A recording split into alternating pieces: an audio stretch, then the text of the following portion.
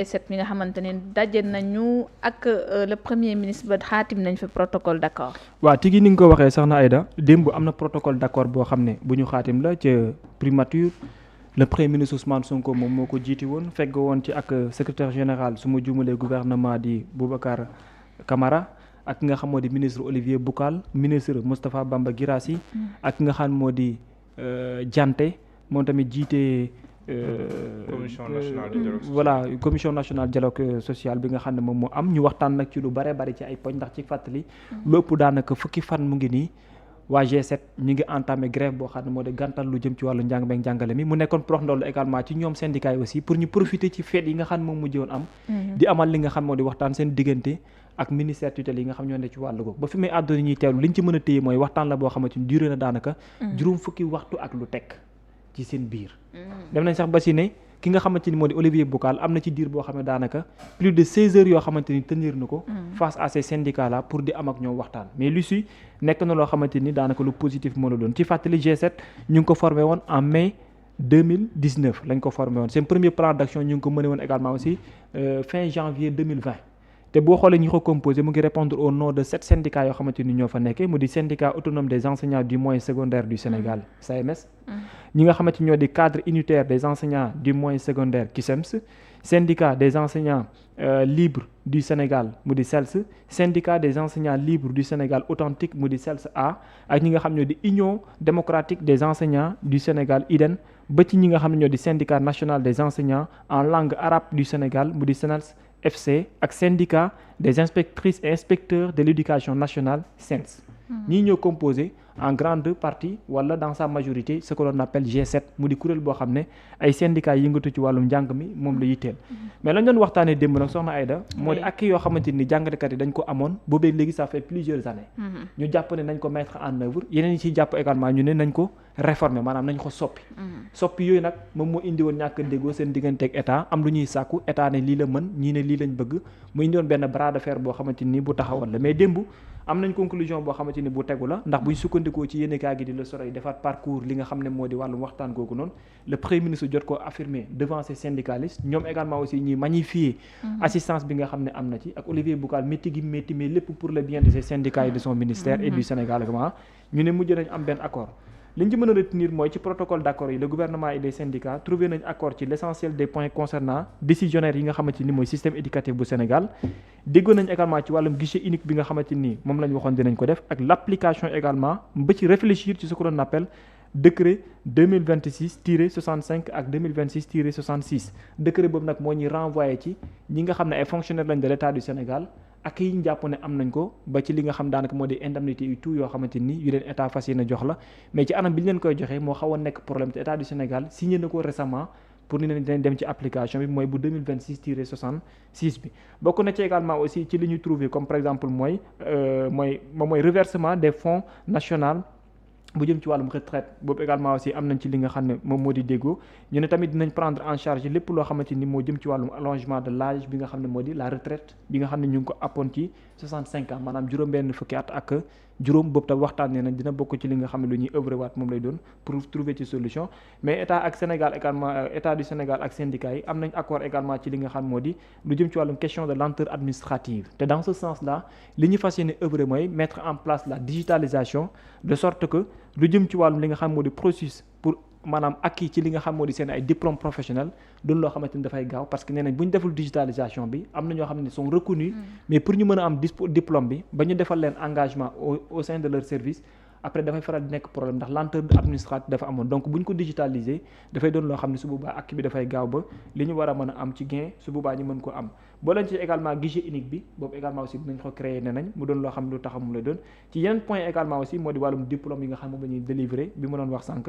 cotisation sociale bi également dañu réduire ne nañ circuit administratif bi pour su ko defee mu gën a nekk loo xam ne lu gaaw lay doon loolu tam ci accord yi nga xam ne moom la ñu trouvé moom aussi ci la bokk mais daf ci bokk également yu yees yoo xam ne acquis yu ñu am la ci contrat yi ñu fas yéene signé entre maanaam l'État du Sénégal ak ñi nga xam ne ñoo nekk syndicats yi loolu nag d'ici décembre ne nañ le gouvernement du Sénégal dina def le tout ba régulariser li nga xam ne daanaka moo di titre parcelle concernant l'habitat social personnel des enseignants boobu nee nañ d'ici décembre dinañ œuvrer de sorte que mooy clé bi nga xam ne moom la ñuy jox ku nit ñi jox la sa bésu bopp nee nañ dinañ œuvrer de sorte que processus mu doon loo xamante ni dinañ ko entamé ni mu gën a gaawee mooy programme bu jëm ci wàllum parcelle clé yi nga xamante ni amee moom la ñuy fas yéene di joxe mais dina ci bokk également mbirum abri provisoire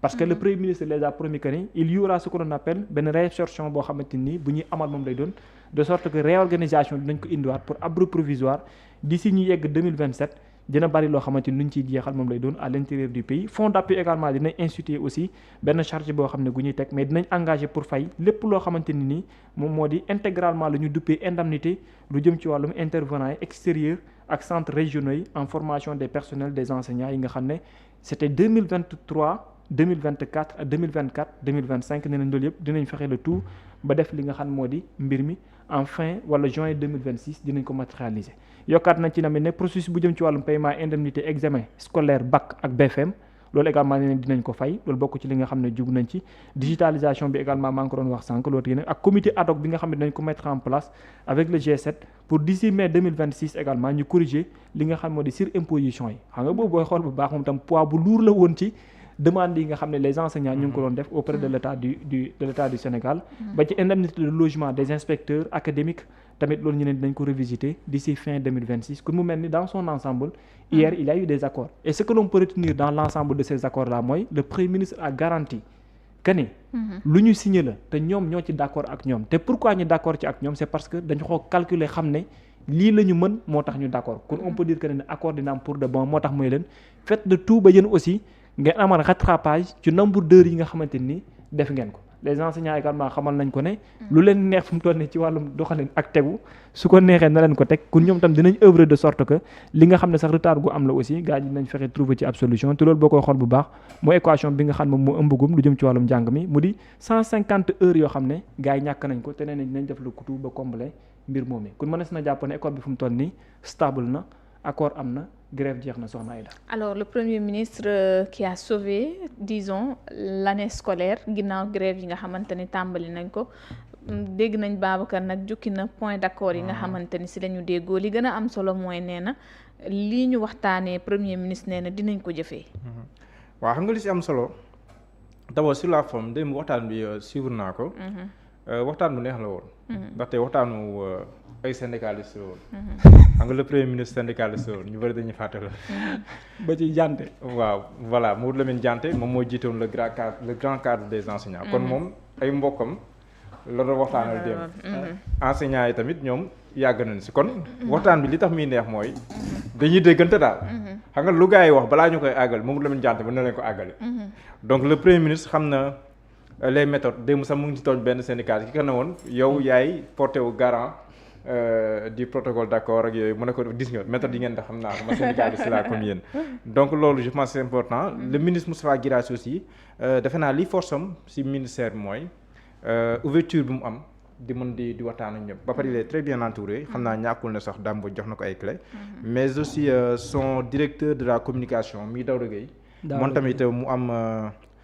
jaar-jaar bu am solo si wàllum syndicat nekkoon tamit jàngalekat bu xarañ macha allah. donc il m'avait promis nga baal ma bi mu koy jël fii il m'avait dit que ne y a une discussion bu ñu entamé te tôt ou tard dinañ trouver benn protocole d'accord. non dañuy déggante Daouda Gueye moom bu nekkee da nga koy déglu at ñeneen ñi donc at Moustapha Guirassy ni mu mën a ubbee ko donc mën nañ am njort bu rafet si lii parce que il y a quelques jours la doon wax problème ponction te xam ne problème ponction de salaire fu mu am. yenn saa yi dafay radicaliser position moo tax démb premier ministre nee na radicalité amul njëriñ. démb moom def na un discours bu am solo man seetlu naa ne premier ministre depuis la dernière fois bi ñu demee assemblée nationale quand même. discours am yi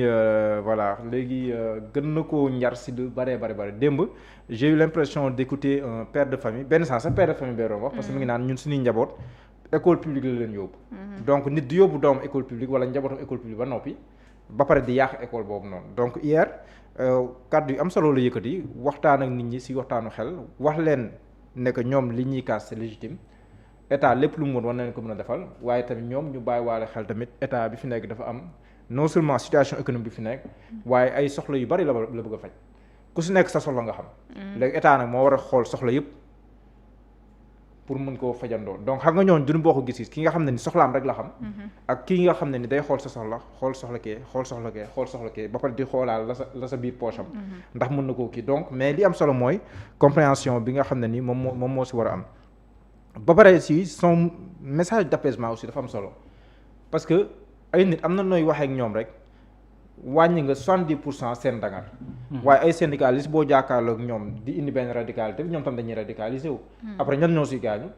askanu Sénégal moo siy gaañu école publique moo siy gaañu te du yem sax si public bi parce que am na fu muy toll même waa public dañuy jénnee waa privé bi donc après xale yi di traîner ay lacunes yu structurelles yoo xam ne nii après doo ngay am cadre mu tudd cadre rek waaye du mënati wax lu ñu dégg du mënati def loo xam ne ni lu yey doomu aadama la donc loolu mun problème structurel yoo xam ne après réew mi moom moo si gàllankoor donc son message d'apaisement surtout man ma déggee ku mel ni Ousmane Sonko naan fitna baaxul nañ moytu fitna xam nga loolu kon moom il parle en connaissance de cause donc ku mel noonu bu waxee loolu lu ñu war a mën a dégg la ba pare mën a waxtaan léegi nag il faudrait que ñu am ay solutions yu pérennes par rapport à l'éducation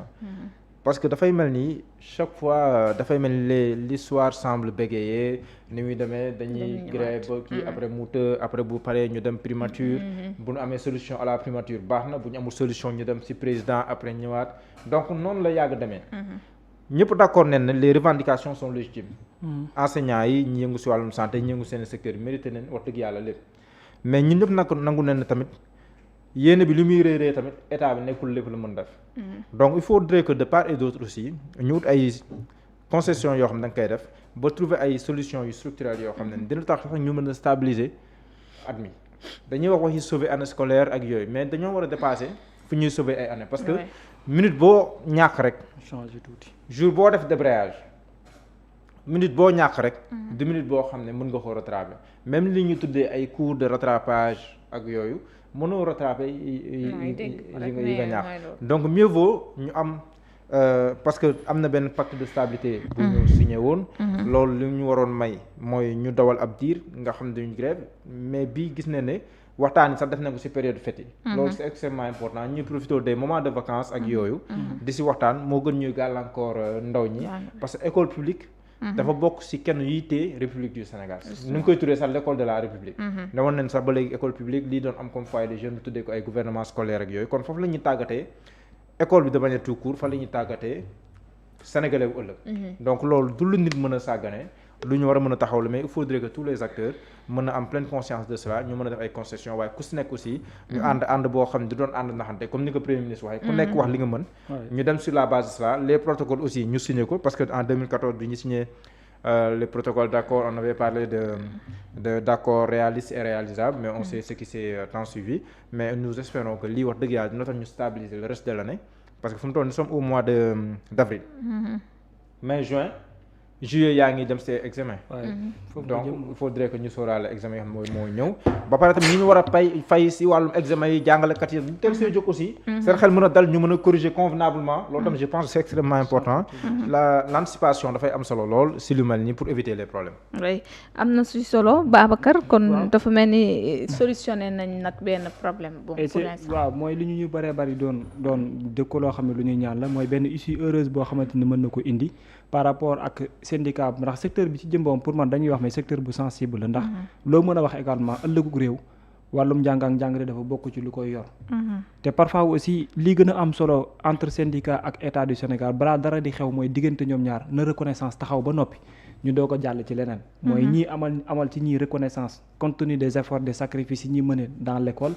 mais amal aussi reconnaissance auprès de cet état là ak effort yi nga xam ne mu ngi koy consentir au quotidien ndax man gëm naa ne gudduñ toll ni tembe lépp lu Sénégal ñàkk ci wàllum investissement on doit chercher à comprendre compte tenu de la situation économique bi nga xamante ni moo fi nekk lépp lu ñu œuvrer loo xamante ni question de dépense moom la doon on doit les féliciter là-dessus ndax situation bi nga xamante ni moo fi nekk donc man gëm naa ne bu ñu demee ba arrivé ci accord bu mel ni c'est parce que syndicats yi dañoo jëloon loo xam ne lu légitime la def ko seen xeexu ba parce que akki lañ ba ndax lu mu mënti am aussi ci biir Sénégal lañ bokk donc nag boo gisee nit ñi aussi daan leen ngàññi ci benn côté c'est juste que pour rappeler ci benn wet le qu'on appelle le patriotisme bi ñu war a endosser pour le bien du peuple sénégalais mais surtout pour le bien de nos enfants yi nga xam ne ñoom ñooy nekk au niveau de ces écoles heureusement également ba yegg si nañ fii donc dafay doon loo xam ne lu continue la mais nay am solo que li ñuy wax ak li ñuy xaatam mu doon lu ñuy mën parce que dafay feeñaat ëllëg en fait donc féliciter des deux parties ci accord bi nga xamante ni am nañ ko te di leen wax kenn ku ci ne na œuvrer davantage pour le bien de l'école sénégalaise parce que ñëpp fa la ñu am doom même ñoom ñiy xeex ni pour ñu trouver sax seeni ay doom ñu ci bari également ñoo dul dem pour jàng ci te l'exemple je pense que c'est le premier ministre qui était même devant eux du fait que son propre fils dans l'école publique la nekkee su grève amee donc moom du dem jàng ci loolu exemple bu patent la boo xam ne war nañ koo mën a jël yi ci topp également mooy ce sont les autres acteurs yi nga xam ne bokkee nañ ci biir ndax lii day weesu ñi nga xam ne ñoo feeñ am na ñoo xam ne nit ñi travail bu colossal moom lañu mën pour ñu arriver ci conclusion yi mel nii en tout cas ñu ngi ni féliciter di leen ñaan également lu mel nii nañ ko continuer pour le bien du Sénégal et des Sénégalais. jërëjëf kon mu nekk donc waxtaan bi amoon dégg nga foofee ca primature diggante G7 ak donc le premier ministre Ousmane Sonko ak acteurs yi fa nekkoon yëpp donc di mooy point bu mujj bi sax Babacar. waaw kon fii laa yëkkatee jotaay bi rek daal di lay bàyyi nga tàggatoo. jërëjëf soxna Aïda ñu ngi jaajëfal ñëpp di leen wax aljuma mubarak di jéggalu ñëpp te di leen jégal di leen wax également aussi ñu yendu ak jàmm. ak tamit bon week-end jërëjëf. bon week-end Isatine jërëjëf moom heure bii rek nga mën a woote yow. Isatine laay wax ma ne ko heure bii rek nga mën a woote yow. waaw ko neex ci la ne gune gi. donc Mouhamed. daa namu télé soxna Aïda waaw ba guddi incha allah sant ak gërëm Yanko de couture. waaw kon rafetati na ba ñeneen ñi ba altine incha allah. jërëjëf kon mi ngi noonu banc public si tey la à partir de 22h incha allah mais en attendant xam ngeen ko miin ngeen ko donc Kumba Beñe ak Nabou Pastel ñoom ñoo leen di proposer box yu am solo yi nga xamante ni en tout cas mën ngeen ko xëy ndékkee surtout nag livraison bi nga xamante ni en tout cas moom dañ leen koy jagleel ñoom 78 ngeen leen mën a jotee 454 20 20 wala boog 76 724 90 90 mu ngi noonu box yaa ngi noonu. Nabou Pastel. voilà waaw Kumba Beñe ak Nabou Pastel. da ngay Kumba Beñe ak Nabou Pastel. box baa ngoog box baa ngi nii. Kumba Beñe moom en tout cas fataaya yu am solo. Babacar yaa ngi koy séen. fataaya yu am solo la gis nga. nii la en tout cas est-ce que bu ngeen ko kiiyee di ngeen añ. waaw damay bañ Isatine gis ko